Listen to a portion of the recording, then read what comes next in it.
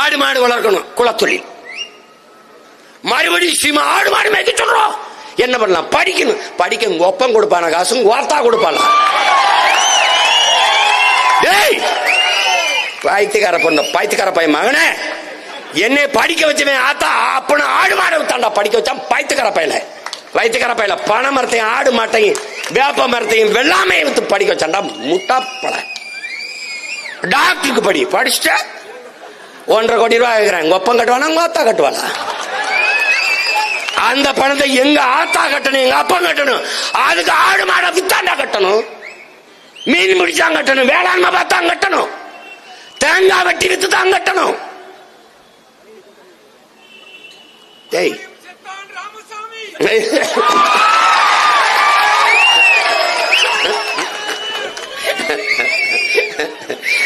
இப்ப இருக்கிறவன தான் கொல்லணும். அண்ணன் திறந்து புரியுதா? இது என்ன பண்ண தெரியுமா? படி, படிச்சுடு படிச்சுடு. படிச்சுட்டேன். வேலை 3500 பேருக்கு 3500 வேலைக்கு 13 லட்சம் பேர் எழுதிட்டு வெளியே நிக்கிறான்டா. இப்ப என்ன தெரியுமாடா? போராட வாசிமான்னு கூப்பிடுறான். அதுக்கும் பிரபாரமாக தான் நிக்க வேண்டியது இருக்கு. யார்ட்ட யார்ட்ட? இந்த ராமசாமி வாரிசுகள்கிட்ட சிக்கிட்டு அவன் படுற பாடு பாரு. படி, டாக்டர் ஆயிட்டேன். யாருக்கு வேலை பார்க்கறது? தனியார் முதலாளிக்கு. 3 கோடி ரூபாய் கட்டு படிச்சு வெளியில ஒரு மருத்துவர் சேவையாட செய்வேன். கிட்னி எடுத்துவான.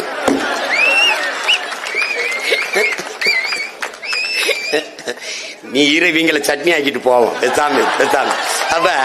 அப்ப நீ நுட்பமா விளங்கணும். டேய், அண்ணனை விட்டா உனக்கு அக்கறை யாருன்னு சொல்ல மாட்டான்டா, சொல்ல மாட்டான். ரொம்ப ஆபத்தானவங்க வராங்கடா, ரொம்ப ஆபத்தானவங்க வராங்க. நீ உணர்ந்துக்கணும்டா.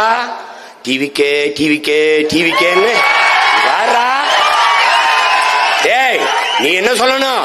நாங்கள் டிவிக்கு வந்த கூட்டம் அல்ல, இந்த நாட்டில் நிலவுகிற தீய அரசியலுக்கு தீ வைக்க வந்த கூட்டம்.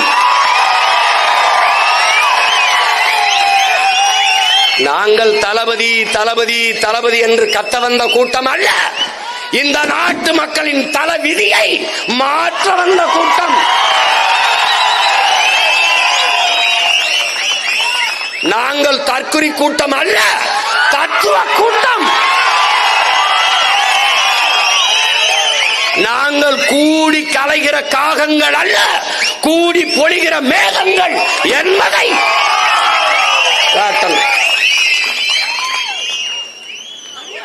என்ன மக்களுக்கான பிரச்சனையை எழுதி வச்சு படிக்கிறவங்க இதயத்திலிருந்து பேசுறவங்கடா. டே ஏண்டா